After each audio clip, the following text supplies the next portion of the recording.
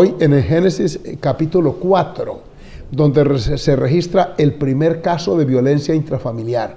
Saludando de nuevo a toda la audiencia de Betel y a todos los que nos están acompañando a través de las redes sociales. Conoció Adán a su mujer Eva, la cual concibió y dio a luz a Caín y dijo: por voluntad de Jehová he adquirido varón. Ahí está en pantalla para quien no tenga Biblia. Después dio a luz a su hermano Abel.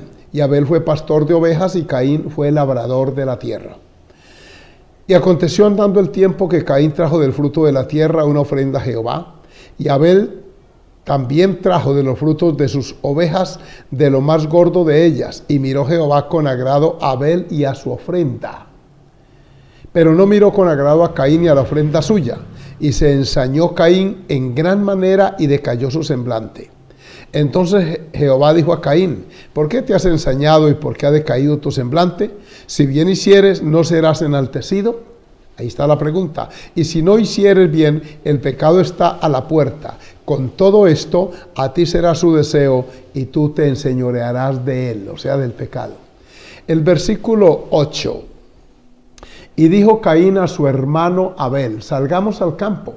Y aconteció que estando ellos en el campo, Caín se levantó contra su hermano Abel y lo mató. Amén.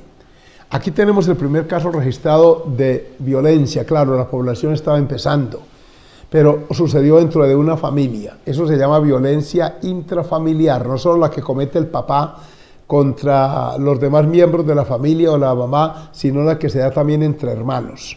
Y este fenómeno negativo, por cierto, condenado en la palabra, se está dando mucho en estos días en razón de las circunstancias que estamos padeciendo. Es importante que les diga esto porque la violencia ha estado ligada al corazón humano. Ha venido desde y va hasta que el Señor intervenga en el corazón y nos guarde y nos ayude. Vamos a hablar de esto con bastante detalle porque hay conflictos familiares y violencia intrafamiliar. Hay que establecer la diferencia. Un conflicto se puede presentar en cualquier hogar, en cualquier familia. Es más, se suelen dar. Ninguno, inclusive los pastores, no estamos exentos de tener un conflicto, que puede ser una diferencia de opinión, un desacuerdo por alguna circunstancia que se dé en el seno de la casa. Eso es normal. Lo llaman conflicto de pareja o conflicto familiar. Lo que se llama violencia es la forma como se resuelva o se pretenda resolver ese conflicto. Para el cristiano está el diálogo, la comunicación, obviamente la oración, la norma bíblica, y para el que no es cristiano pues acude a la agresividad, a la vulgaridad, a la indecencia, y es ahí donde se origina esto que se llama, desde el punto de vista social, violencia intrafamiliar, o sea, dentro de la familia.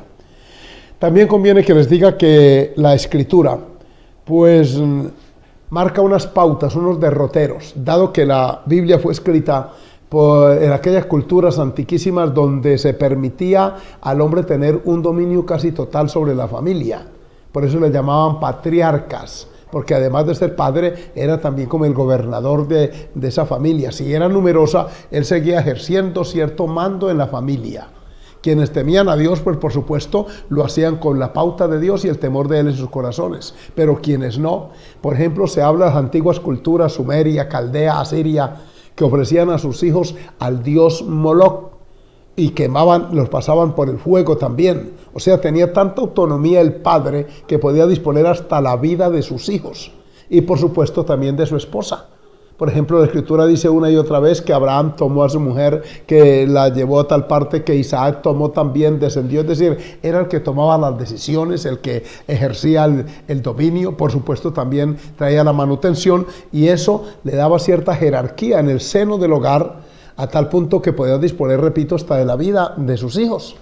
Hay un caso en la Escritura, en Jueces capítulo 11, donde Jefté, uno de los jueces de Israel, pues en un momento de euforia, de entusiasmo por una victoria militar que esperaba obtener y que Jehová se la dio, se apresuró y ofreció diciendo que el primero o la primera persona que saliera a su casa a recibirlo en victoria iba a ser ofrecido a Jehová en sacrificio. Vaya sorpresa triste para él cuando este hombre llega contento a su aldea, a su pueblo, y quien sale primero es la única hija que tenía. Esta muchacha sale entusiasta a celebrar la victoria porque ya había llegado a oídos de ellos que el padre había sido el protagonista de esa gran batalla. Así que cuando este hombre ve que sale su hija con ese alborozo, ese entusiasmo, él no se entusiasma porque él había hecho voto. La muchacha conocía la cultura y él le dice: has venido a ser causa de dolor, hija mía, porque he ofrecido a Jehová tu vida o la del primero que salga y no puedo retractarme. La jovencita, que ya tenía pleno uso de razón, le dice: padre, haz como le has prometido a Jehová. Solamente permíteme ir y llorar mi virginidad con las muchachas vecinas y luego haz conmigo como quieras. Y esta muchacha fue autorizada, hizo la ronda, se despidió, lloró con ellas y luego el padre. No dice la Biblia que la sacrificó físicamente, pero nunca conoció varón, nunca tuvo hogar, nunca tuvo familia, y tal vez ese fue el sacrificio que este hombre ofreció. ¿Por qué? Por la autonomía que tenía sobre ella. Hoy un padre de familia no podría hacer eso, porque una vez que se hace adulto una persona, un hijo o una hija, tiene plenos derechos civiles. Entonces, hablemos de esta parte que nos va a ocupar hoy, alabanzas al nombre del Señor. Hablemos un poco de las causas que producen la violencia intrafamiliar. En el caso de Caín y Abel fue la envidia entre ellos. Aquí no participaron Adán y Eva, por supuesto, pero sus hijos se hicieron adultos y ya empezaron a ejercer su autonomía personal, y es donde también la violencia puede darse. Cuando ya un hijo o una hija crece y se hace autónomo en cuanto al manejo de su vida, suelen generar, cuando no hay temor de Dios, por ejemplo, llegar tarde de la calle. Por ejemplo, recoger hijos o engendrarlos por allá y luego traerlos a casa para que los cuiden allí mientras ellos siguen en su pecado. Todo eso va generando estrés, va creando un ambiente negativo en el seno del hogar y va provocando reacciones hasta de agresividad. Ahí lo dice la palabra y lo menciona. El Señor Jesucristo dijo que inclusive, escuchen esto, la creencia en Él puede en un momento dado generar cierto conflicto interno de familia, porque viene el padre contra el hijo contra el padre, la nuera contra la suegra, etcétera, hasta que haya una unidad de criterios en esa casa y la bendición de Dios venga. Pero ¿a qué viene esto? A la acumulación de tensiones. Por ejemplo, estos días que estamos en casa, si no hay un patrón bíblico que nos dirija, un temor de Dios que nos controle, pues puede la persona exasperarse. Otro factor que contribuye a esto es la escasez económica. Hemos visto aquí en Colombia algunas ventanas donde ponen un trapo rojo y es una señal diciendo necesitamos algo de comer. Hay protestas cuando empiezan a pedir los niños la comida y no la hay. Esto altera los ánimos del papá, que tiene sentido de responsabilidad y puede tensarse a tal punto que él puede reaccionar de una manera agresiva. Inicia con términos descorteses, vulgares inclusive, y puede generar en eso violencia física, maltrato físico, ojos amoratados, golpes, puntapiés. Además de todo esto, hermanos, se genera en esa casa pues un ambiente de hostilidad y antagonismo muy triste. A eso se le llama violencia intrafamiliar, por supuesto condenada por Dios en su palabra. Veamos Efesios capítulo 5 para que ustedes tengan idea qué dice la Escritura, cómo manejar un hogar y cómo establecer allí unas pautas que nos protejan de esto. El capítulo 5 de Efesios, el versículo 21 y siguiente, el 23 más bien, dice la palabra de la manera que sigue. 21, Efesios 5, 21. Someteos unos a otros en el temor de Dios. Las casadas estén sujetas a sus propios maridos como al Señor, porque el marido es cabeza de la mujer, así como Cristo lo es de su iglesia, la cual es su cuerpo y Él es su Salvador. Y siguen las pautas bíblicas aquí para evitar esto llamado violencia intrafamiliar. Así que como la iglesia está sujeta a Cristo, así también las casadas lo estén a sus maridos en todo. Noten aquí que se van dando unas pautas. El marido es cabeza, pero no para gritar, ni para irrespetar, ni para imponer. El gobierno de un esposo en casa debe ser concertado. La sujeción de una esposa en casa debe ser también bajo el temor de Dios, no bajo la humillación, no bajo la imposición arbitraria y obligada.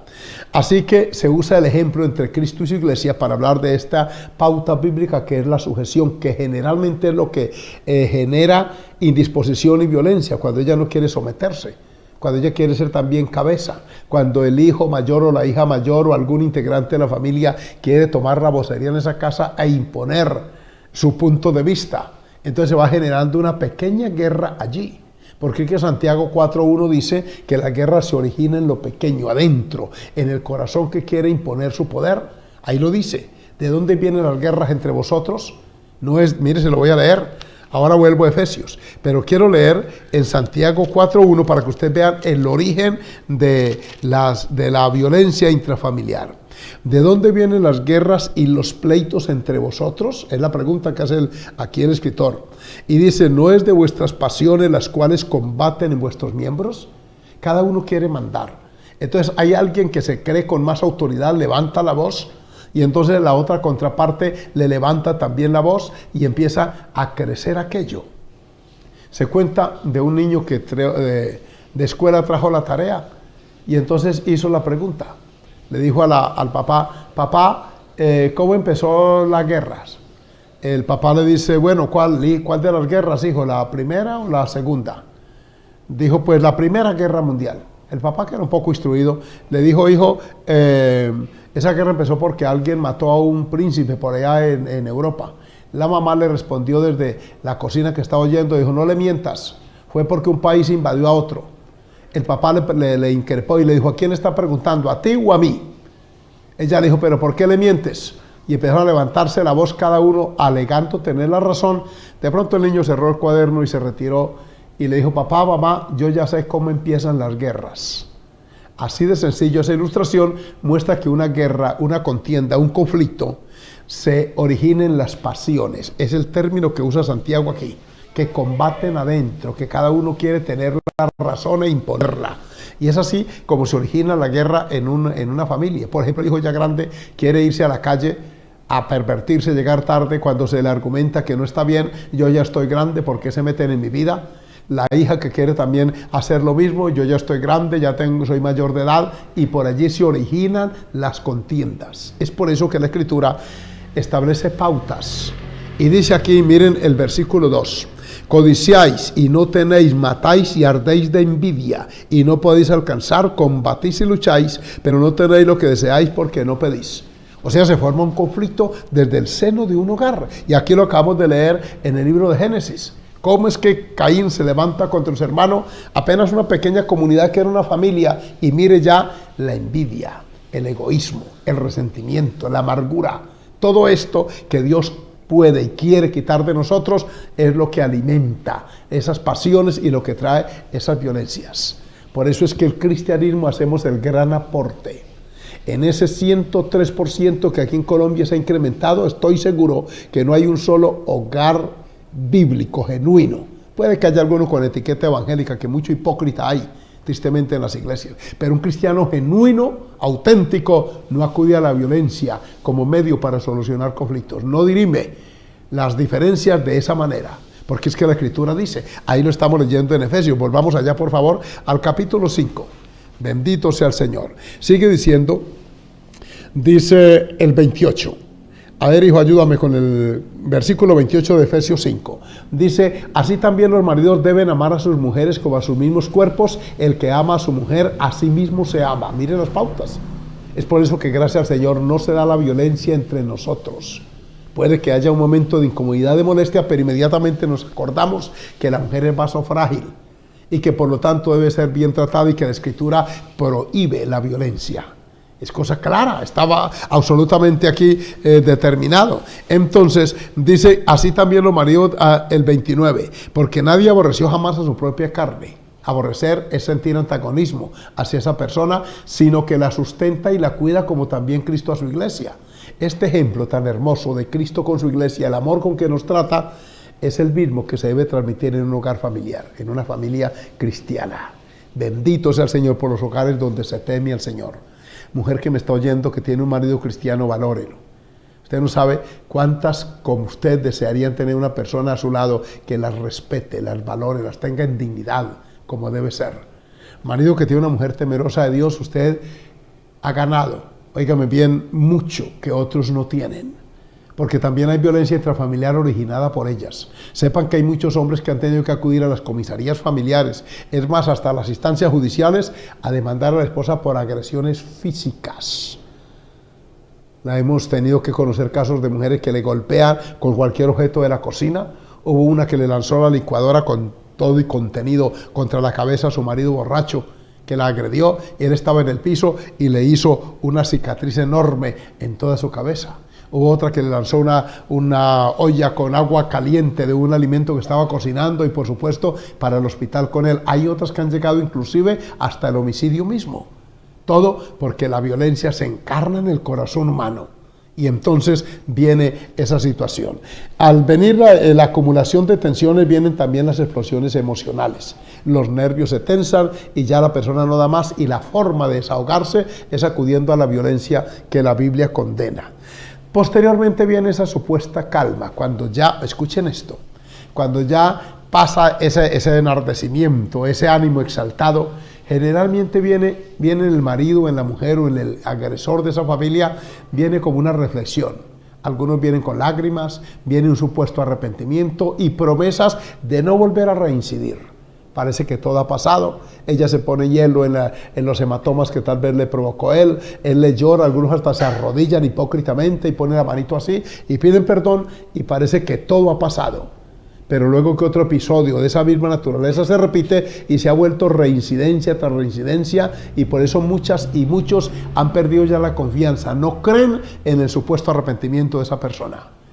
¿Saben dónde está el origen de eso? Lo acabo de leer en Santiago, pero también está en Romanos capítulo 8.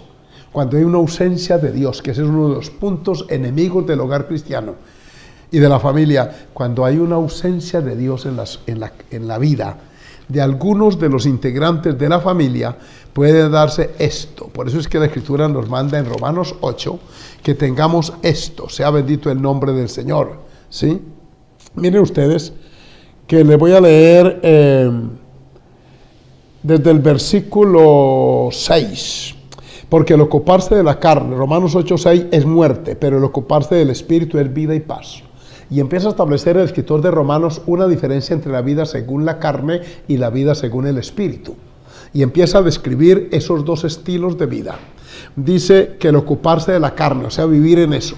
Por ejemplo, un hombre que tiene un amante y entonces tiene que repartir el salario entre las dos, la esposa y los hijos, y luego esa furtiva tercera persona que el diablo metió allí, porque no es otro. Eso no son sentimientos ni que esto lo demás, es la obra del diablo, y porque anda y vive en la carne, por eso actúa así. Entonces, claro, al no poder salir a pervertirse, a tener encuentros furtivos con esa persona, viene la amargura, viene el resentimiento y viene todo esto. Por cuanto los designios de la carne, versículo 7, miren ustedes por favor también en sus Biblias, los designios, o sea, lo que la carne quiere hacer, son enemistad contra Dios porque no se sujetan a la ley de Dios ni tampoco pueden. Miren dónde se origina. Esta palabra carne no tiene que ver con carne física, está hablando de un estilo de vida ausente de Dios, una carencia de Dios en ese seno familiar. De cuánto provecho, varones, cuando usted levanta la Biblia y dice, hijos míos, vamos a darle gracias al Señor, vamos a leer una porción bíblica. Cuando esos niños que ya empiezan a leer, empiezan a deletrear, usted no sabe la bendición que viene.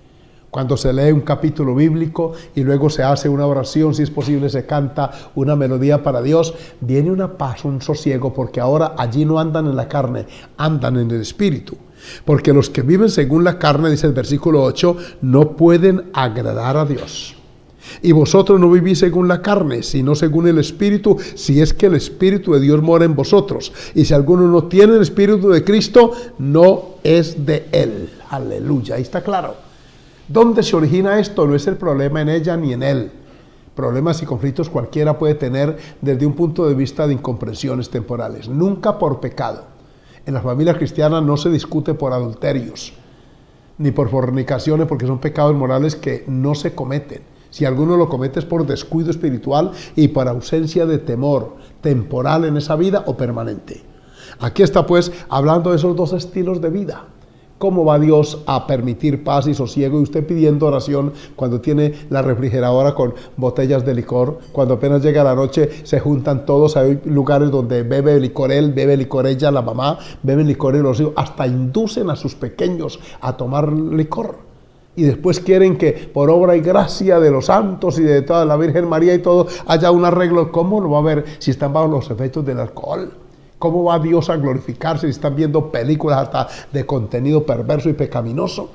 ¿Cómo va a estar Dios allí cuando cada uno con su celular metido bajo las cobijas y esos jóvenes y muchachas viendo cosas impropias? Allí no está Dios, están viviendo según la carne. Y la razón para poder uno salir de esto es cambiar el estilo de vida. La violencia no se quita con ramo bendito ni con agua bendita que allí, con humo de saumerios, tampoco con rezos de brujos y hechiceros, eso empeora. Se quita cuando aprendemos a vivir en el Espíritu. Porque si continúa la violencia, oigan, yo les voy a decir lo que esto puede acarrear. Lo primero es que la violencia intrafamiliar daña el modelo bíblico de la familia.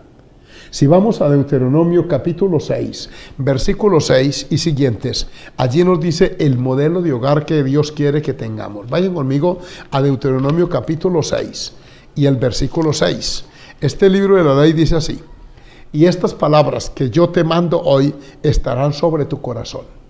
Padre que me oye, padre, familia, esposo.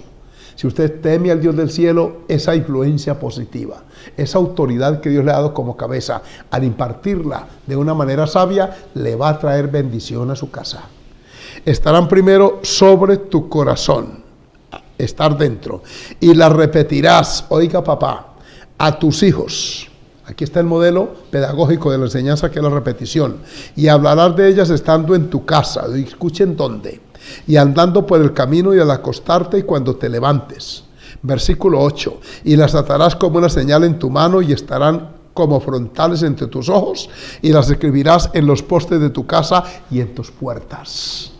Este es el modelo bíblico, que haya un hogar donde el nombre de Dios es invocado, donde su gracia haya presencia, donde haya palabra por la mañana y por la tarde, donde haya continua invocación de Dios a través de su santa palabra, donde haya también textos bíblicos en los postes, en las puertas.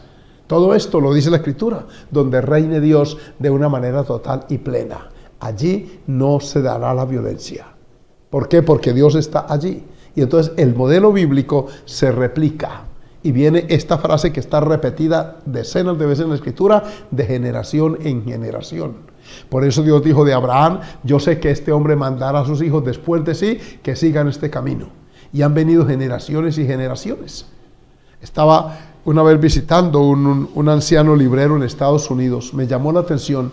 He sido amigo de los libros desde muy pequeño, desde que aprendí a leer. Me han gustado. Esa ha sido mi fuente de aprendizaje.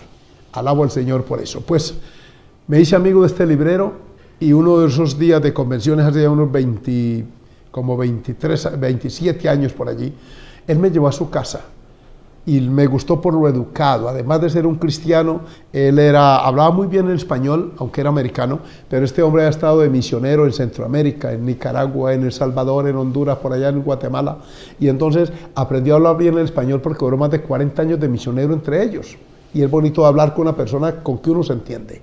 Me llevó a su casa y vi muchas fotos de antiguas, de las primeras, de blanco y negro, aquellas, vestidos de ese tanto, y vi fotos que tenían en ese entonces casi 100 años, imagínense, y estoy hablando hace 27 años. Empiezo a preguntar y él empieza a describirme: este es mi abuelo, él fue pastor metodista, este es mi padre, fue pastor presbiteriano, y empieza a hablar de ellos. Y le dijo: mi abuelo también fue pastor, huerleyano para ese entonces.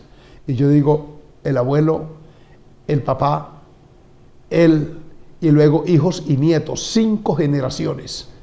Estaba hablando con un hombre de casi 80 años. ¿Cómo es que esta gente lograron de generación en generación transmitir no solo los valores cristianos, sino la vida ministerial? Y él me habló de los valores que se profesaban en esa casa. No es tanto aprender coros y entonar himnos, es la práctica y observancia de estos preceptos bíblicos. La violencia intrafamiliar afecta esto y aleja la presencia de Dios, y cuando el Dios del cielo se aleja y se distancia de un hogar, lo que entran allí son los demonios, la actividad pecaminosa. ¿Cuántos hijos pecadores me están oyendo? Ojalá no. Y si me están oyendo, arrepiéntase, que espera que su papá se vayan al culto. Inventa cualquier pretexto para no acompañar a la iglesia y luego para llamar y salir a encuentros pecaminosos. Eso trae maldición a la casa. Y eso tarde o temprano explota. Es cosa triste esto. Otro factor muy triste es que, óiganme bien, arruina el proyecto que Dios tenga con una familia. Veamos la familia de Elí. Primer libro de Samuel, capítulo 2, nos habla de un hogar pastoral pastoral, sacerdotal, quisiera decir. En el libro primero de Samuel está su historia, y una razón por la cual este libro se llama así es porque su protagonista principal es Samuel, un jovencito a quien Dios tuvo que llamar temprano para reemplazar el sacerdocio de un hombre que se había corrompido.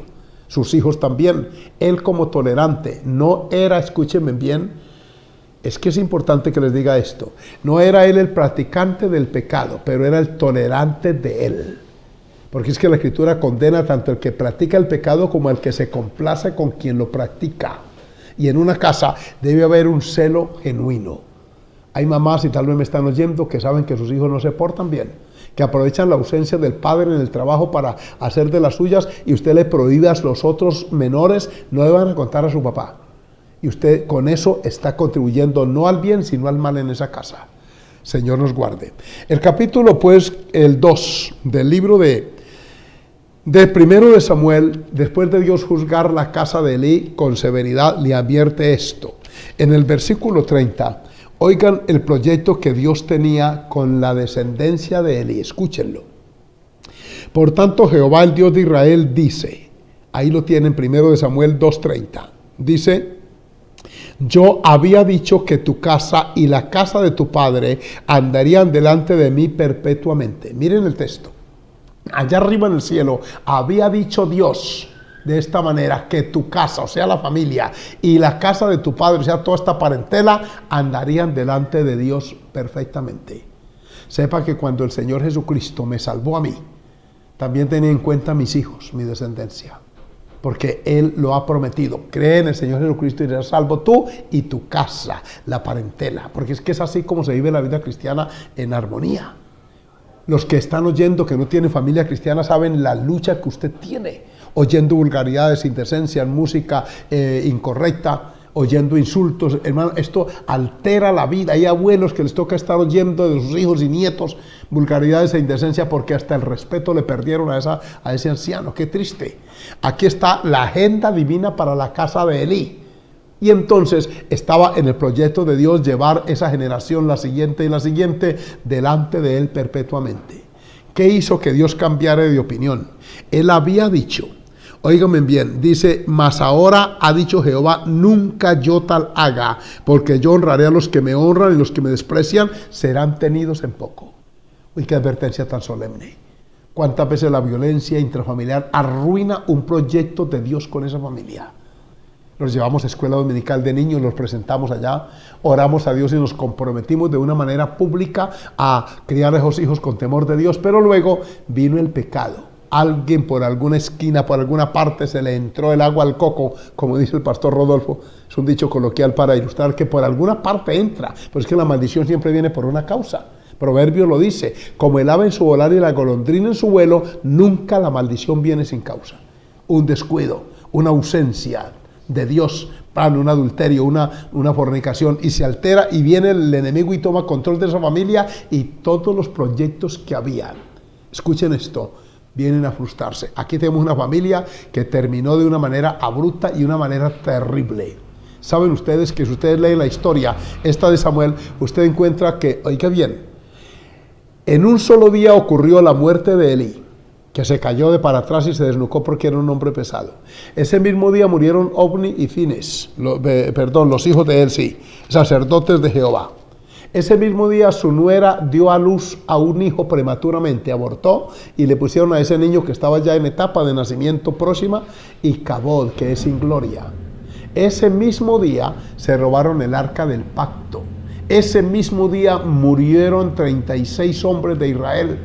Una tragedia en todo el sentido de la palabra. ¿Se originó dónde? En una casa pastoral.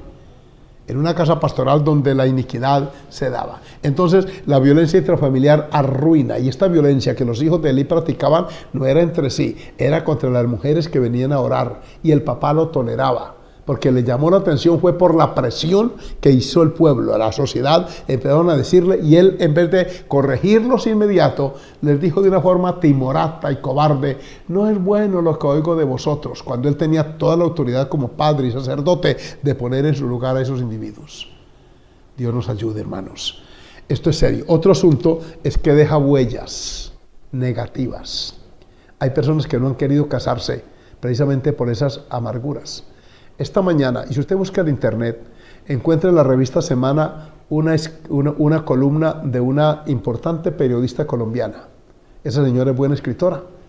Y ella habla de la experiencia y lo hace aludiendo a la violencia intrafamiliar, cuenta en cortas líneas la experiencia que tuvo, cómo vivió el maltrato, cómo lo padeció su querida madre, y le da ciertos toques que no dejan de motivarlo a uno y sentir uno como nostalgia. Dice que pudieron perdonar a este hombre en la etapa final de su vida, pero quedó el recuerdo en ellas. Por eso hay mujeres que han dicho: pastor, yo no me caso. Yo lo que viví en casa no quiero vivirlo, y se traumatizan. ¿Cuántos otros niños que vieron al papá maltratar a la mamá crecen con eso aquí y replican la conducta esa pecaminosa, agresiva y violenta cuando llegan a tener mujer, esposa? No debe ser así. Esto es una cosa preocupante. Miren en el Jueces capítulo 11, esta historia me ha llamado la atención. Es la historia de Jefté, que ya les mencioné. Esa historia dice que este hombre fue expulsado de la casa.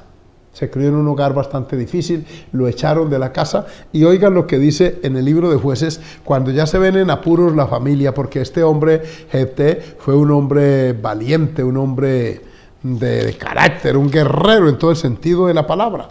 Y resulta que en el libro de Jueces, estaba en Josué, perdón, en el capítulo 11 se habla de esta historia y narra cómo este muchacho quedó marcado por esta situación de la que fue víctima.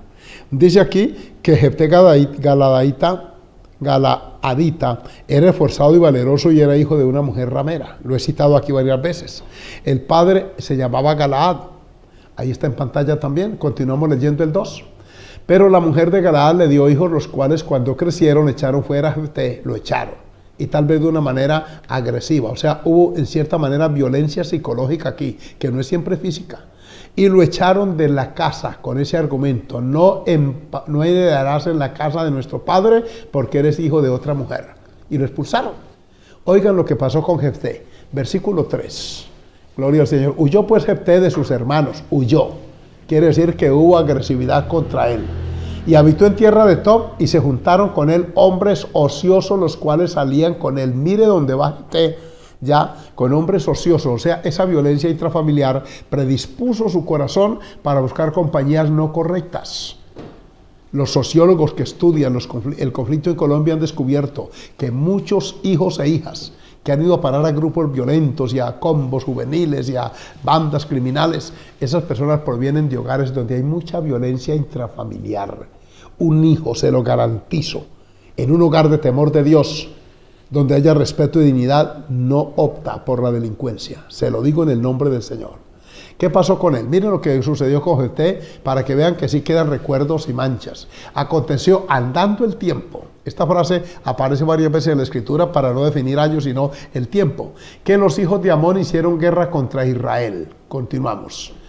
Y cuando los hijos de Amón hicieron guerra contra Israel, los ancianos de Galaad fueron a traer a Jefté de la tierra de Tob, donde se había ido. Oyeron que por allá andaba con esos hombres ociosos. Por allá se hizo un guerrero tremendo, y le dijeron a Jefté: ven y serás nuestro jefe para que peleemos contra los hijos de Amón. Continuamos. Alabado es el Señor. Jefté respondió a los ancianos de Galaad: ¿no me aborrecisteis vosotros y me echasteis de la casa de mi padre? ¿Por qué pues venís ahora a mí cuando estáis en aflicción? Si escuchan estas palabras, observe y verá que lo que había en el corazón de Jefté era resentimiento. Se había amargado con obvias razones. Lo echaron, lo expulsaron, lo desheredaron. Y ahora que vienen a buscarlo, él tiene la oportunidad de sacar la espina que hay en su corazón.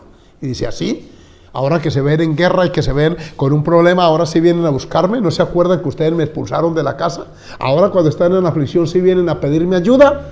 Todo esto es el fruto de un corazón con un grado de resentimiento. Eso fue lo mismo que les pasó a los hermanos de José cuando violentamente atentaron contra él. ¿Y por qué cuando lo encuentran 20 y tantos años después dicen: ahora nos va a dar el pago que le dimos por el trato que le hicimos? ¿Por qué se inventaron la mentira de que el papá Jacob había dicho que le perdonara cuando Jacob nunca dijo eso?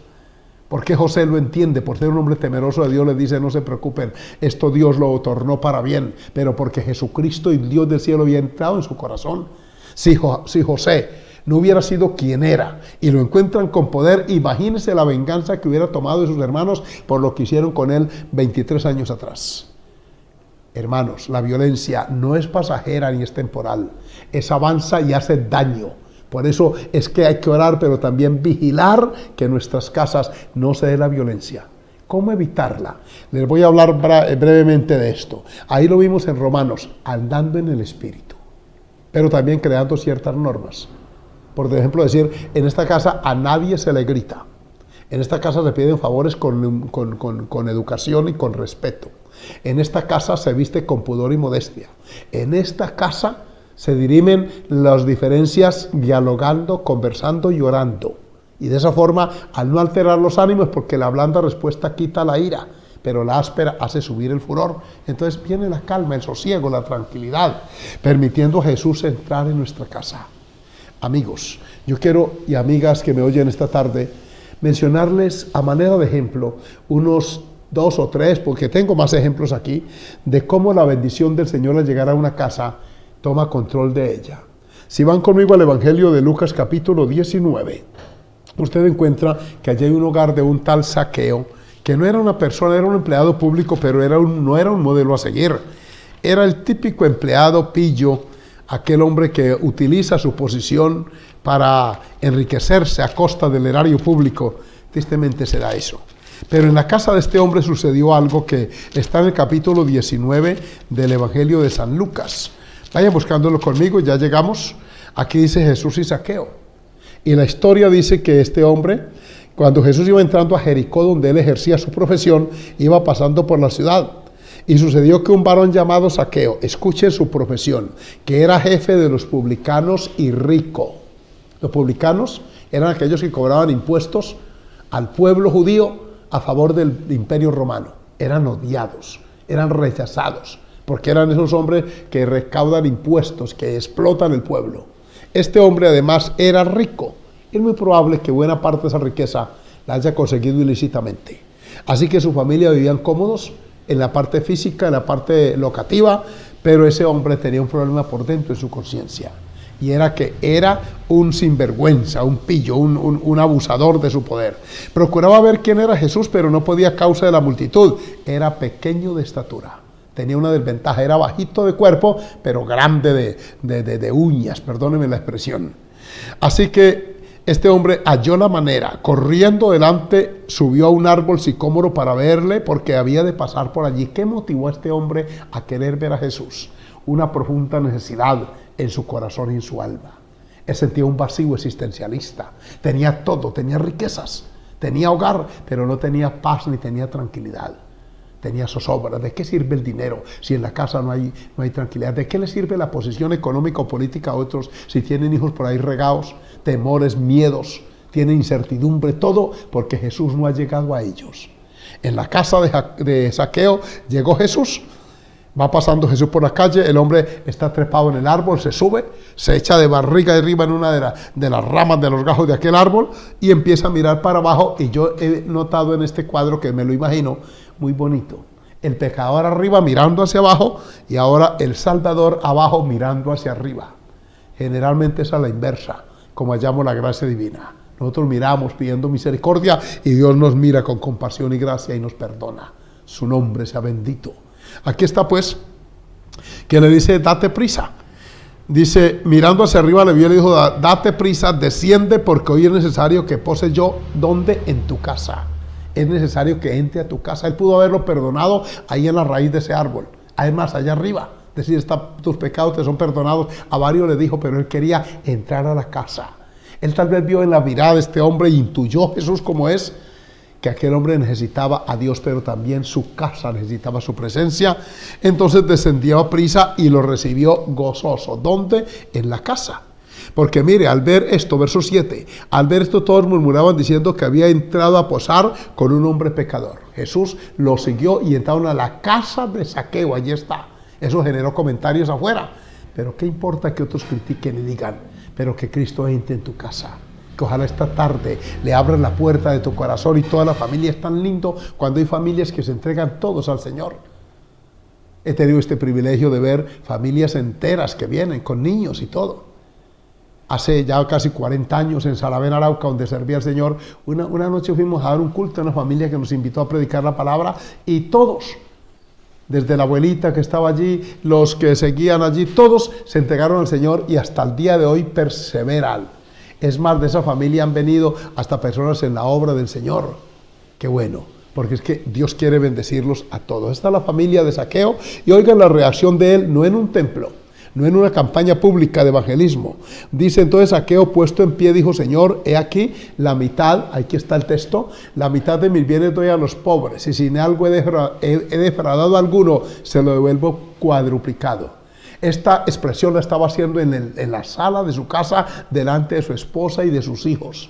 Tal vez tenía hijos ya con uso de razón, y ellos oyeron a su padre confesar que iba a enderezar su rumbo y que no continuaría en ese camino. Oigan lo que Jesús dijo: hoy ha venido la salvación, no a este hombre, que por supuesto la recibió. Jesús dijo en el versículo 9, Jesús dijo: hoy ha venido la salvación a esta casa. Alabanzas al Señor. Que llegue hoy la salvación a su casa. La salvación de la violencia intrafamiliar, del pecado, de la maldad. Eso Dios quiere traer a su familia. Otro ejemplo pronto, dice aquí, en la casa de Cornelio. Vayamos un poquito, hay muchos hogares. De hecho, las iglesias primitivas se iniciaron en casas, en hogares. Y eso es lo que está haciendo hoy. Mire que las iglesias nuestras fueron cerradas.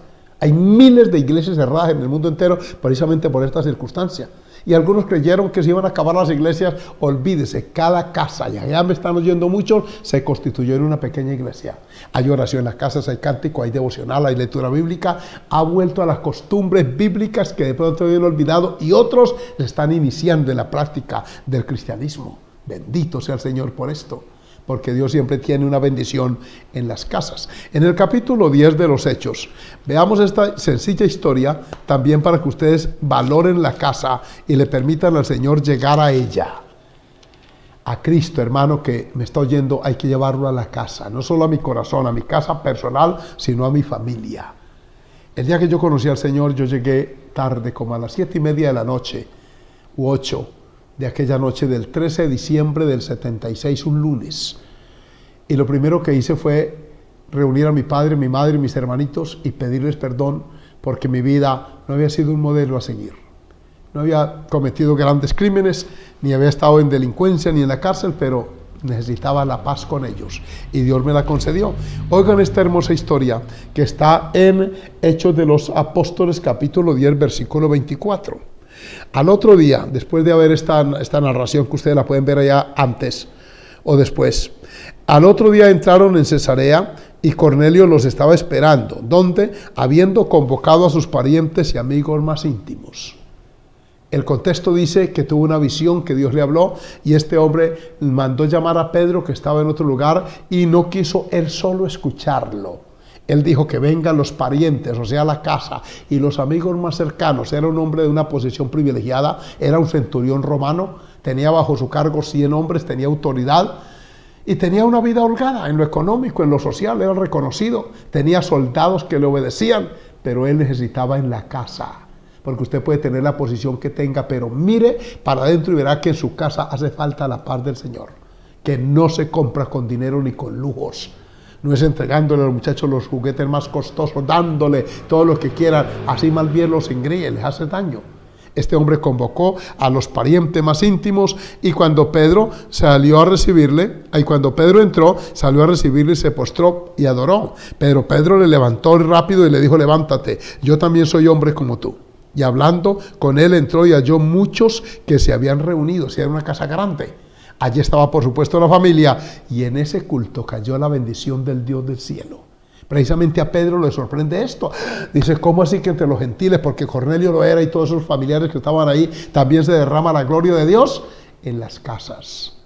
Qué bueno que hay casas que adoran al Señor, así como hay casas que se vuelven antros de maldad y de pecado.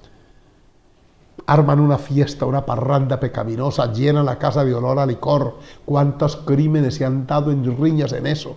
Ahora viene en mayo el mes de la fiesta de la madre, llamado aquí en Colombia así, y eso hay una cantidad de riñas. Los sociólogos han contado, las autoridades, la cantidad de riñas, hasta muertos dentro de esas casas, bajo el efecto del alcohol, del humo, del cigarro, hasta de la drogadicción. ¿Cuántos en la borrachera han caído hasta en pecados de tipo moral? Todo esto porque está la maldición allí, el diablo está entronado en esa casa, pero yo le estoy hablando de personas que abrieron su corazón para Dios.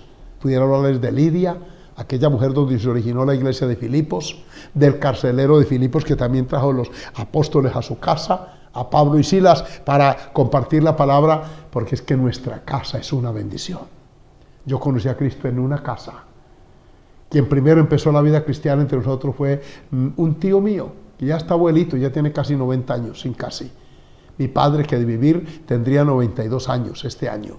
Este hombre entró el evangelio a casa y puso pautas y normas. El 28 de agosto de 1974, no olvido aquella experiencia de mi padre, cómo a través de él se fue diseminando la bendición en nuestro hogar, en nuestra familia. Usted que tiene hijos pequeños, que está viéndolos crecer, que está viendo todo lo que está sucediendo, ¿por qué no le entrega su vida a Jesús en esta tarde? Él quiere venir a morar en su casa, a posar como en la de Zaqueo, en la de Cornelio y tantas otras. Incluso la Biblia habla de una casa muy bendecida, de un hombre llamado Felipe que tenía 4 hijas, doncellas, y no eran mujeres de calle, no eran mujeres pervertidas. Por ahí en la vida de sinvergüenzuras y de pecado, eran profetisas. 4 hijas en una sola casa, profetisas, pero ¿de dónde provenían? De un hogar donde había bendición del Dios del cielo. El hogar marca, el hogar, oiga bien, traza pautas. Eso fue lo que le preocupó y le llamó la atención a Saúl, cuando ese jovencito apenas 17 años se enfrenta con ese gigante y lo derrota. Alabanzas al Señor. Pregunta Saúl, ¿de quién es hijo ese joven? ¿De dónde proviene? No puede ser cualquiera. Un muchacho de 17 años con este arrojo, con esta valentía, este carácter, no es hijo de cualquiera. Cuando lo presentaron ante Saúl, él dijo, yo soy hijo de tu siervo Isaí, un hombre de bien, un hombre temeroso de Dios, un hombre que enseñó a sus hijos valores y principios, un hombre como tantos queremos ser y anhelamos ser, y lo seremos con la gracia del Dios del cielo. Revise su casa, ¿hay violencia allí? Tal vez no haya física, pero hay violencia verbal, hay malos tratos, hay de pronto términos soeces incorrectos. Sepan que el Dios del cielo ve su hogar y su familia. Él hoy quiere. Y le digo las palabras que dijo Jesús para antes de ir a la casa de Zaqueo. Hoy es necesario que pose yo en tu casa. Si en su casa hay violencia, hay pecado, hay maldad, hay brujería, hay hechicería, hay adulterio, eso, hoy es necesario que Jesús entre. Pero para Él entrar, no le va a violentar su puerta. Él entra, óigame bien, a su casa si usted le permite. Debo terminar. Y quiero hacerlo, ahora viene en mi memoria una poesía de Lope de Vega, aquel poeta español que ilustró una vez por allá en un campo, vi un almanaque viejo ya pasado de año, y había una figura allá afuera, un hogar no era cristiano practicante, eran católicos, y me acerqué y había vi el dibujito y se ve una noche lóbrega, oscura, el pintor aquel, a Jesús tocando a una puerta. Y había unos poemas, me quedé viéndolo, me prestaron el almanaquito aquel, me lo regalaron, y yo aprendí el poema. Dice, múltiples años he pasado ansioso a tu puerta tocando noche y día, esperando me abrieras generoso, he llamado y llamado con porfía. Pero tu ingrato corazón que ignora de mi insondable amor el justo enojo, me ha dejado tocar hora tras hora, sin correr de tu puerta el cruel cerrojo. Yo no vengo a demandarte abrigo, aunque estoy muy cansado y tengo frío. Los ángeles de Dios están conmigo, cielo, tierra y mar, todo eso es mío. Yo vengo a darte lo que tú no tienes, a tu pecho la paz y la ventura, colmarte sí de celestiales bienes y tornar en delicia tu amargura. Vengo a ofrecerte mi amistad sincera, la que te pruebo con mi mano herida. Oh, posar a tu lado yo quisiera esta noche tan triste de tu vida. Vendrán los días de amargura impía, cuando llores la triste desventura. De salvación se habrá acabado el día, y excusa no tendrás en tu amargura. Ya me voy, lamento tu dureza, no he tenido de ti la bienvenida. Yo quise darte celestial riqueza, el mismo cielo con mi misma vida. Llamaré con paciencia en otra puerta. En otro corazón tal vez airoso. Allí yo sé que al encontrarla abierta, feliz seré con impartir mi gozo. Haga eso esta tarde. No le permita al Señor tocar más. En su corazón primero y luego en su casa. Abra su corazón y repita conmigo esta sencilla oración. Padre celestial y amado Dios, gracias por oír tu palabra y como Zaqueo el de la Biblia, sentir la profunda necesidad de tu perdón y de tu gracia. Señor, perdona mis pecados, que son muchos o pocos. Perdona mi ignorancia, mi distanciamiento de ti. Perdona, Señor amado, todas mis iniquidades. Permíteme en esta hora de la tarde o noche tener el perdón tuyo, la gracia que le diste a Zaqueo y a tantos otros, millones de ellos que han tenido tu gracia y tu bendición a su favor. Me acojo a ella, abro la puerta de mi corazón para que ingreses y te invito a que entres, limpies mis iniquidades, borre mis culpas. Oh Dios, y me des la facultad de ser tu hijo o tu hija a partir de hoy. Ayúdame, dame la victoria sobre el pecado, el diablo y la carne para ser victorioso y triunfante y también, Señor, llevar esta gracia a mi casa, a mi hogar, a mi familia y ver la paz tuya, el sosiego, la tranquilidad, que pueda pedirles perdón por los adulterios, las mentiras, la violencia que en algún momento practiqué en el pasado. Oh Dios, que en esta tarde mi vida sea otra. Amén. Padre, mira las vidas que han hecho esta oración allá. Te presento a esos niños indefensos, esas criaturas vulnerables que tienen que oír o tuvieron que oír porque a partir de hoy no lo oirán más.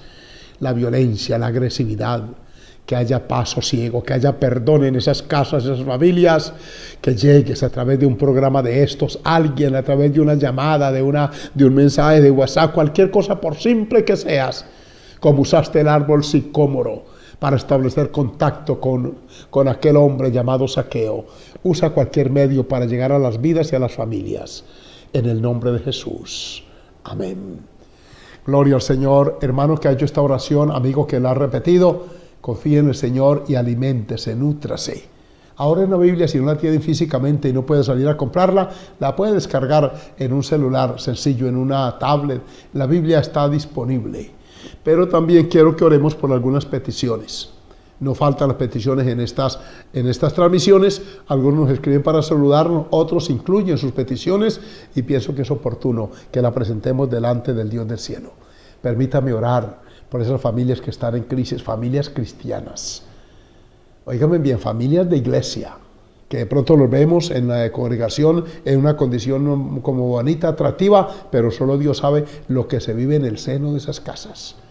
Yo quiero pedirle al Señor que lo ayude, que usted sea uno afuera y adentro, que sus hijos le crean cuando usted hable de Dios porque viven con usted y conocen, que no tengan un concepto de usted que usted es un hipócrita, una persona que no es lo que dice ser. Que Dios nos ayude. Nuestro Padre Celestial, hay muchas peticiones, Señor, en el chat, en las redes que mencionan familias enteras por apellido. Señor, ellos piden que intervengamos ante ti a su favor y yo lo hago en esta tarde y pongo mi mano sobre esta tu santa palabra para creer esa promesa tuya. Cree en el Señor Jesucristo, en ti que eres el Dios real y serás salvo, y no solamente yo sino mi casa. Que esta verdad, esta promesa se haga real en las vidas de tantas familias que te necesitan. Oro por esos hogares mixtos, donde uno o varios son, oh Dios, cristianos y otros no. Donde hay esa circunstancia que se crean conflictos internos, que tu paz, Señor, alcance a todos ellos a través del perdón y de la misericordia tuya. Mira aquellas vidas atadas, unos por drogadicción, otros por alcoholismo, otros por inmoralidad sexual, otros por robo, por tanta pecado y maldad que el diablo trae. Señor, guarda estas familias y permite tu bendición para ellos. Ahora, Señor, encomiendo este programa en tus manos y que todos los que puedan ver a futuro esta enseñanza, alguna verdad de estas quede en su corazón para tu gloria. Yo siembro tu palabra, pero el crecimiento lo das tú, mi Dios. Amén y amén. Mis hermanos y hermanas, el Señor